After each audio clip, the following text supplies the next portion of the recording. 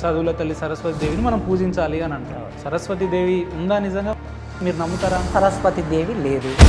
చాలా మంది సరస్వతి ఉంది అనే ఒక భావనతో పాఠాలు చెప్తున్న ప్రొఫెసర్లు అంతా అబద్ధం చెప్తున్నట్ట. మరి అబద్ధమే చెప్తున్నారు.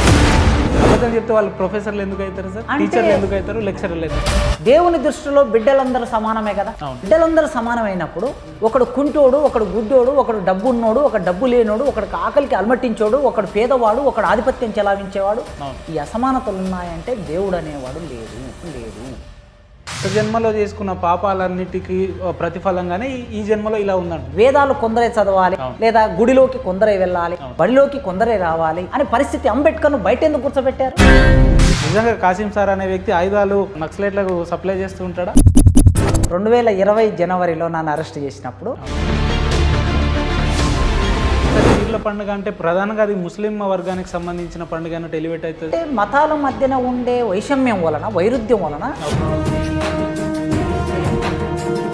దాన్ని నిర్వహించేది హిందూ. పాఠశాలల్లో పాఠాలు చెప్పే టీచర్ల కంటే గుడిలో వేదాలు మంత్రాలు చదివే అయ్యగారులు లేదా పంతుల్లే ఎక్కువ అని చెప్పి నమ్మే సమాజంలో మనం ఉన్నాం కదా. ప్రపంచంలో ఏ వృత్తి ఎవరైనా చేయొచ్చు, కానీ ఇండియాలో చెప్పులు కుట్టేవాడు మాదిగవాడే ఉంటాడు, చెట్టు గీసేవాడు గౌండ్లవాడే ఉంటాడు, లేదా గొర్రెలను కాసేవాళ్ళు యాదవులే ఉంటారు, బట్టలు ఉతికేవాళ్ళు చాకలి వాళ్ళే ఉంటారు.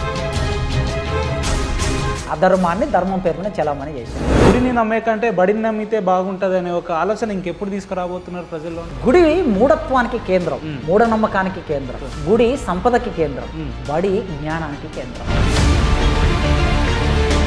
విద్యార్థి ఉద్యమాలు అనే ఒక పేరు వచ్చింది. విద్యార్థి అసలు ఉద్యమాలు ఎందుకు చేయాలి? ఆధునిక విద్య, ఆధునిక సమాజాలు, ఆధునిక పరిశ్రమలు, ఆధునిక వ్యవసాయం, అన్ని రంగాలు.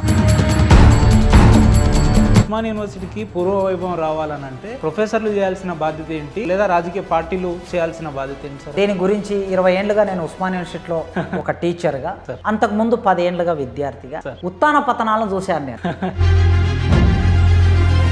ఉస్మానియా విశ్వవిద్యాలయం యొక్క పతన స్థితిని కూడా చూశాను. కాసిం సార్ అనే వ్యక్తి అసలు ఎన్ని రోజులు జైలు జీవితాన్ని గడిపిండు, మొత్తంగా గమనించిన సన్నివేశాలు ఏంటి, లేదంటే వారికి అనిపించిన సందర్భాలు ఏంటంటే ఒక ఫ్యాబ్రికేటెడ్ కేస్ నా మీద నమోదు చేసి నన్ను అరెస్ట్ చేసి, అయితే జైలు జీవితం అనేది మరింతగా పదనెక్కడానికి మాకు ఉపయోగపడింది. తెలుసు, న్యాయ వ్యవస్థ మీద మీకున్న అభిప్రాయం ఏంటంటే మన భారత రాజ్యాంగం ప్రకారం తెరిపేసి రాజకీయ నాయకత్వం ఏమనుకుంటే న్యాయ వ్యవస్థ అదే తీర్పులు వచ్చే ఒకానొక పరిస్థితి.